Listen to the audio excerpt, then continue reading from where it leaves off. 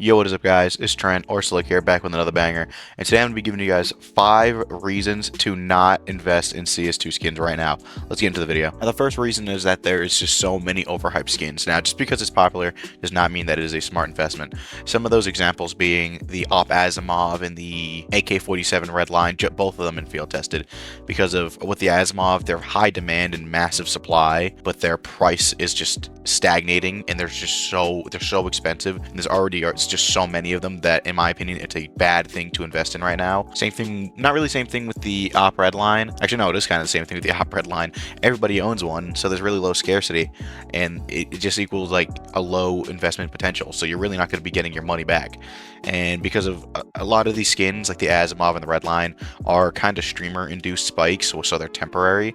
And another thing is that everyone's already buying it, so like fear of missing out or FOMO is not a very good like long-term reason to keep and buy these skins. Fear of missing out will always like start to go down, and people will stop caring about it nearly as much as time goes on.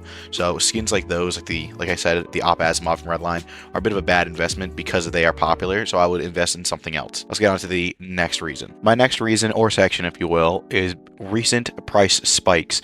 Now, examples being the glove case and popular sticker crafts like crown foils were extremely inflated due to recent hype. Like the glove case was extremely inflated for a bit. I mean, it's already an expensive case, but it was even more than it usually is because the recent hype and updates and stuff like that will always increase that.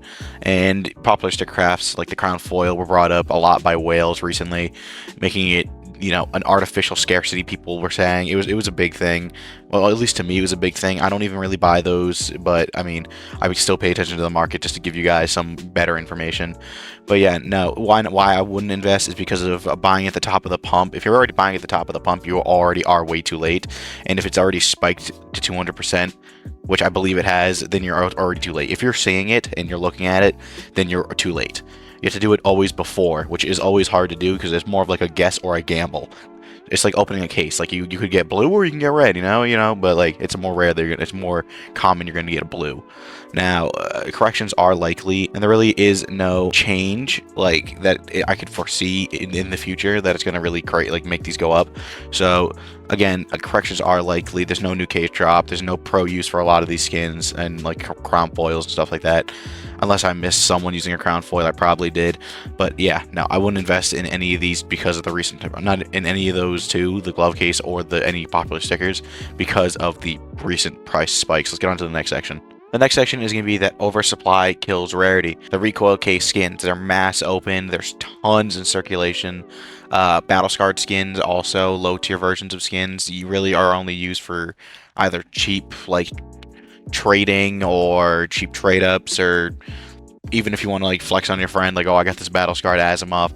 It's really like there's no real rarity in those because of how many there are. There's always going to be more battle scarred of a skin, unless we're talking about knives. That's completely different like case compared to actual skins. Now, why I wouldn't invest is because the CS2 player base is opening thousands of cases daily. I mean, it's more than thousands, probably millions at this point, hundreds of thousands. But Valve seems to always drop the supply. Valve drops keep the supply.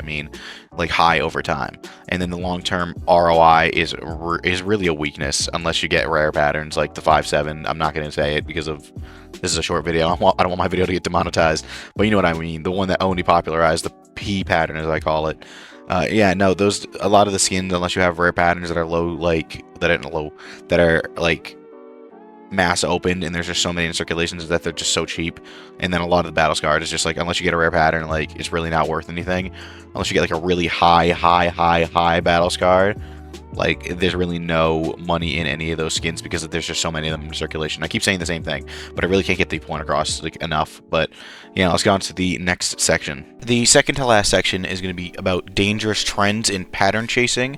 Now, if I were you guys, I would not fall for pattern hype unless you understand it. A lot of it is really like hardcore, like collector and reseller kind of thing.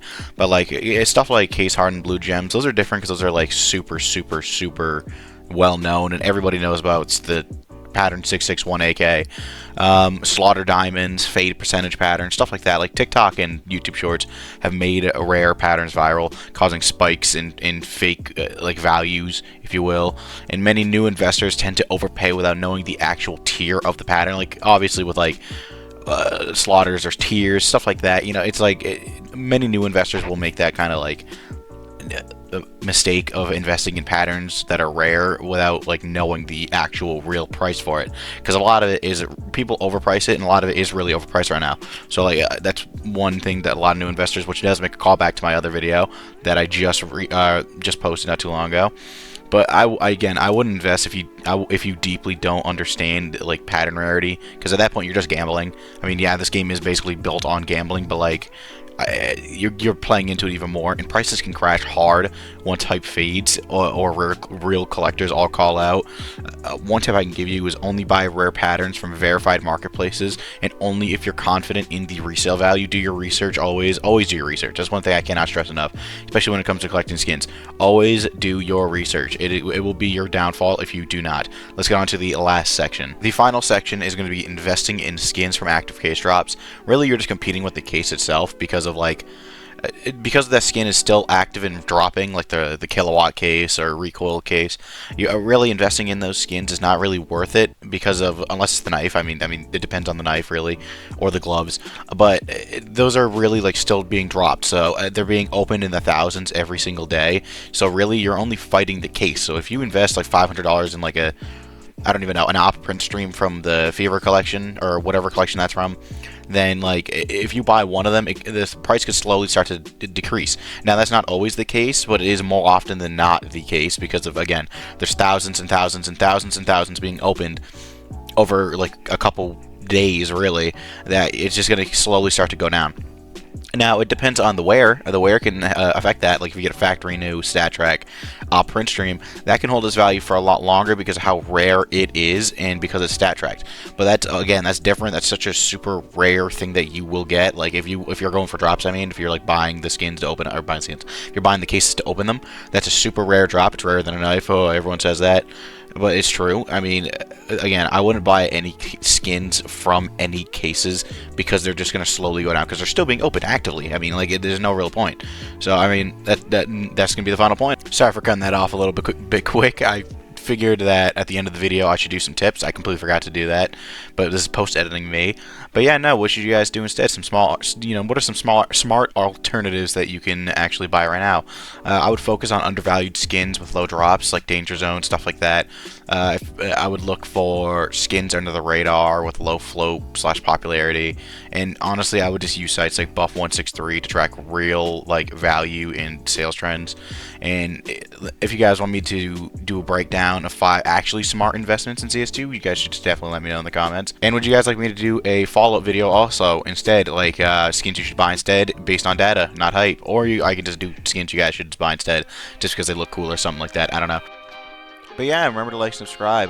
The link to my 5 CS2 investment traps you shouldn't fall into is going to be in the link below in the description. Remember to like and subscribe, and peace. Bye. You broke my heart one too many times.